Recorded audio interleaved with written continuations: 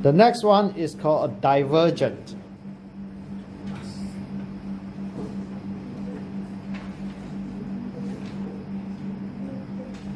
So I use fluid here because it is probably easier for you to visualize. But this, we're not studying fluid mechanics in this module. It's just that, what happened here? It just happens that fluid is something is more familiar with you, that you can visualize, apply it to some things that you're familiar with. But we're going to apply this to electromagnetism. So we're going to apply it to electric field and magnetic field that we're going to look at later on. Okay? So the next important vector is called a divergence, or in this topic vector is called divergence. So again, looking at the vector field, we have our vector field, which is the same vector field that I introduced just now. And the divergence of this vector field is the partial derivative of the function a with respect to x plus the partial derivative of the function b with respect to y plus the partial derivative of the function c with respect to z. And earlier on we said that assuming that all these partial derivatives exist, then we have our divergent f. Okay, so what I'm trying to do here is to help you to visualize the difference between a curve and a divergent. So a curve of a vector field will give you a vector field. A divergence of a vector field gives you a scalar field. Okay, so what you end up with is a scalar, which is just a function of x, y, and z. It doesn't have directions. Again, putting our del operator into this is actually a del dot product with a scalar, not with a vector field. So a curve, is, just to remind you, curve is a cross product. A divergent is a dot product with our del operator.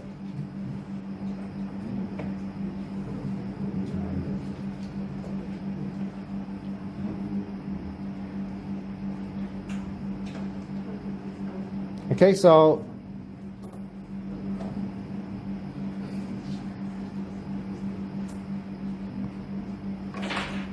a dot product, so a del function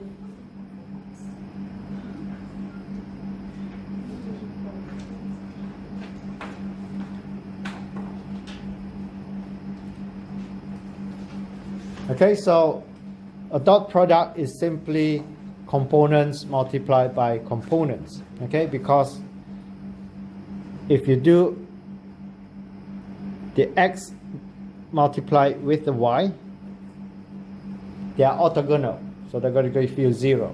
Okay, so only,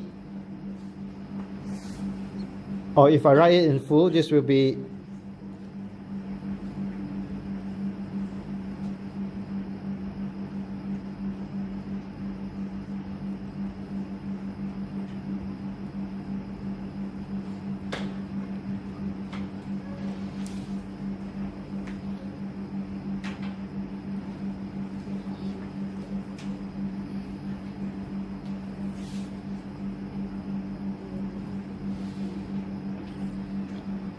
okay, so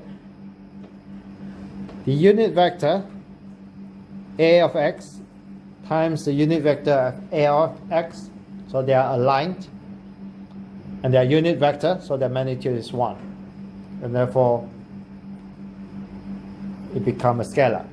Okay, if you times this unit vector with this unit vector, okay, so if you think of your normal multiplication, you times this and then this and then this, right? In your normal multiplication, you multiply one components and then with the other 3. So your a of x multiplied with a of y the two components are orthogonal, 90 degree, and therefore they give you 0. So, and then with A of Z, that's also give you 0. So you multiply this, so it's only this can multiply with this. And then the unit vector times the unit vector, 2 vector, that give you a scalar dot product. Okay, so it's basically end up with del over x and A. And then plus. So next thing here, this, again, if you multiply the three different things, A of x, again, going to give you 0. Multiply with A of y, that's going to give you 0 as well.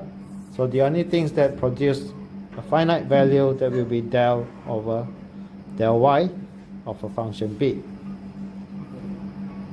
And then this, again, if you multiply it, you get del over del z c. Okay, so that is your dot product, or the divergence of your f.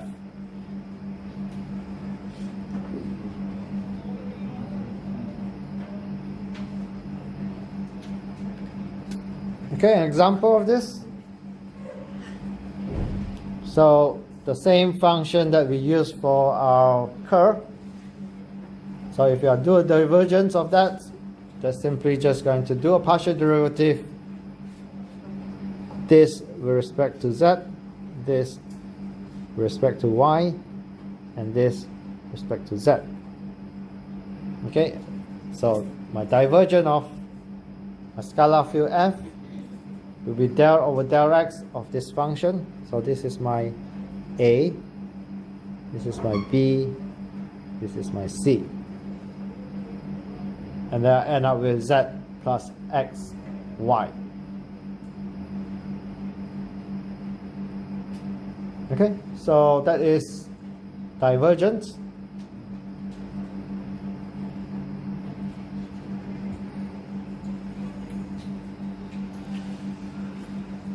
And that leads to the next theorem, or the next non-identity. So the divergence of a curve of a vector field is equal to 0. So just now we have the curve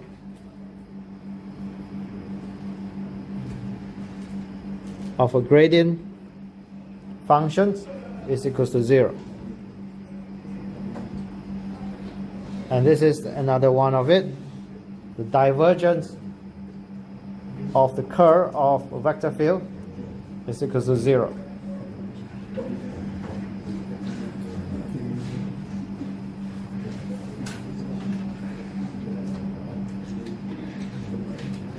Okay, so again, there's a bunch of text here. You can read it yourself. So again, I'm going to illustrate it just like what I did for curve to show you what a divergence actually means.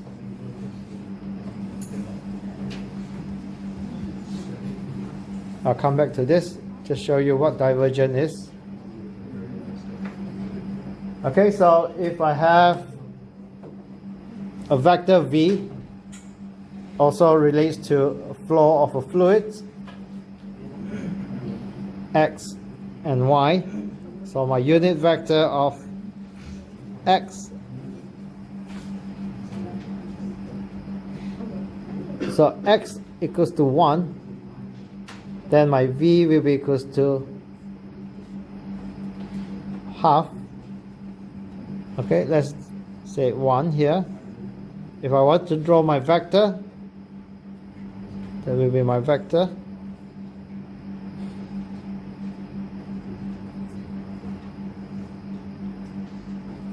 Okay, I associate the length of the vector with the magnitude.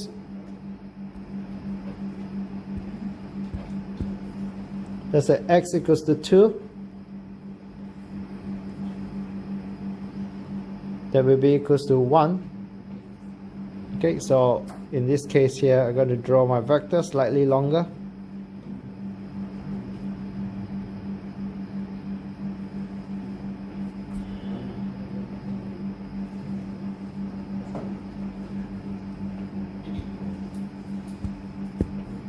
And then x equals to 3.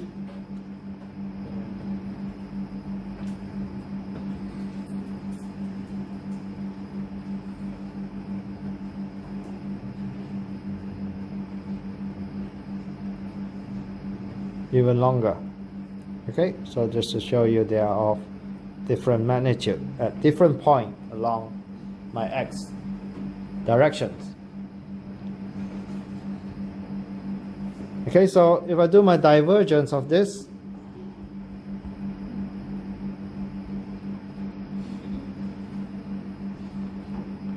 that's simply partial derivative of this, and that is equals to half, which is a positive value.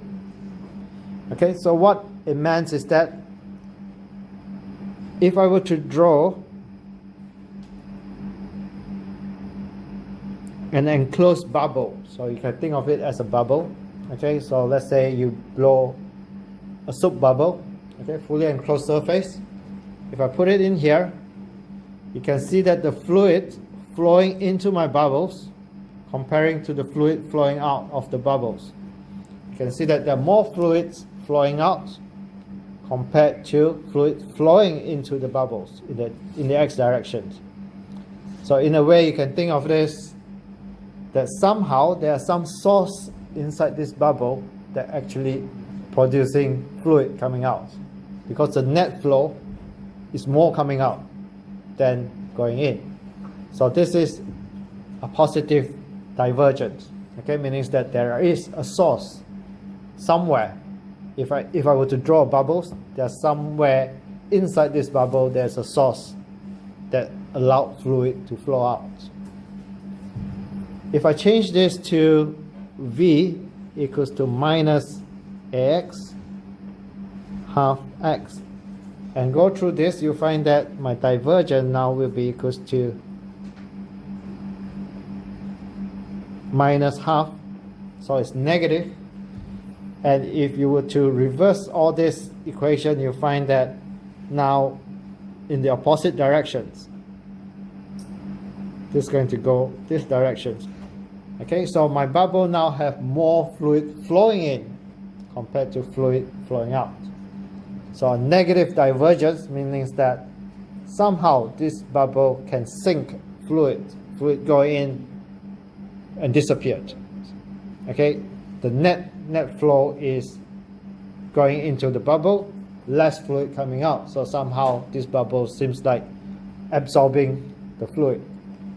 Okay, so that is the divergence. So positive divergence tells you that there's a source, okay, more coming out compared to going in.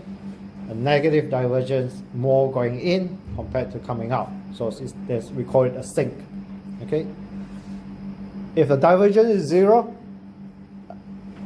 it means that the net flow is 0. Doesn't mean that there's no fluid. Whatever going in is coming out, and that is the divergence equals to 0. Okay, meaning that which is more likely. If you talk about fluid, that is a more likely scenario. Okay, so if you draw a bubble, you flow water into it, obviously it's going to come out. Okay, so water is going to go through it.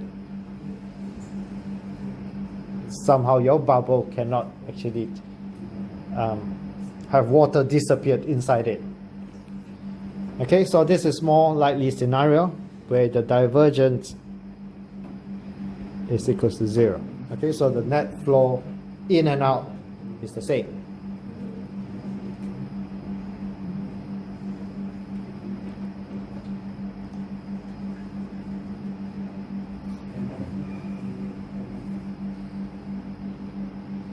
Okay, so two things we introduced. The curve. Curve is the measure of rotations.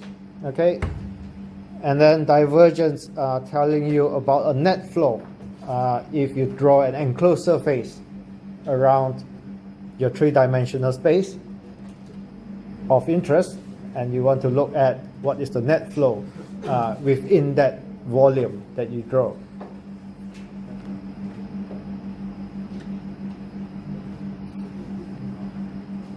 Okay, just to finish off, we introduced divergence. So the divergence of a gradient. So we know that the gradient of a scalar field is a vector field. So the divergence of that. So we have two del operators, and then we normally abbreviate that with del squared of the functions f. And this is known as a Laplace operators, and that relates to the Laplace equations. So a del squared of a function is equals to 0 is what we call a Laplace equations. Okay?